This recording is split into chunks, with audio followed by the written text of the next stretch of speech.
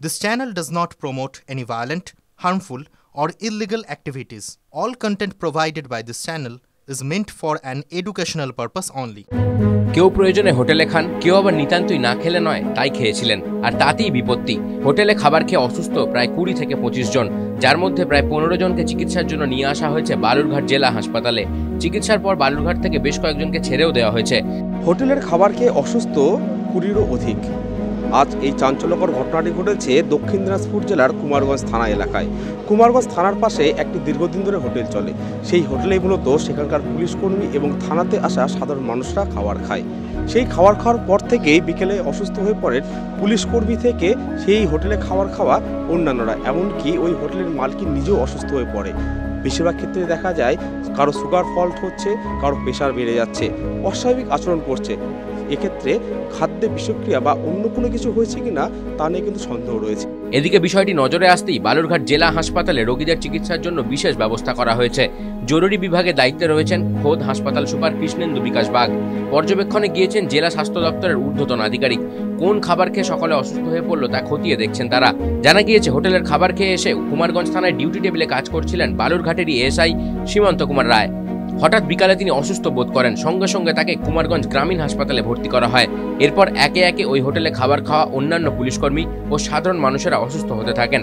প্রত্যেককে কুমারগঞ্জ গ্রামীণ হাসপাতালে ভর্তি করা হয়। প্রাথমিক চিকিৎসার পর তারা সুস্থ না হওয়ায় তাদের বালুরঘাট জেলা হাসপাতালে ভর্তি করা হয়।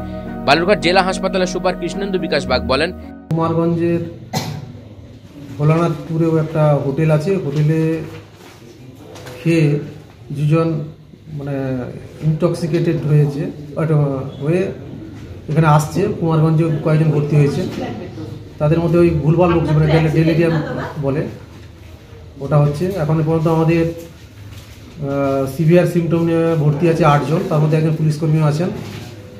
আর বাকিদের মাইল্ড সিমটম সেগুলো তো তারা অ্যাডমিট হচ্ছে না, তবে শুনছি আরও পেশেন্ট আসছে। এটা একটা পাবলিক হেলথ ইস্যু, সেগুলো আমরা সিএমও স্যার জানিয়েছি, উনিও ব্যবস্থা নিচ্ছেন।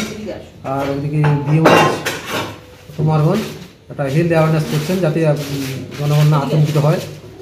এটা একটা ফুড পয়জনিং ইস্যুই হবে, পরে এটা ইনভেস্টিগেশন হবে। আমাকে ফোন করে বললো যে আমার শরীর খারাপ লাগছে, তো তারপরে তো আমরা গেলাম, যাই দেখি যে ভর্তি আছে।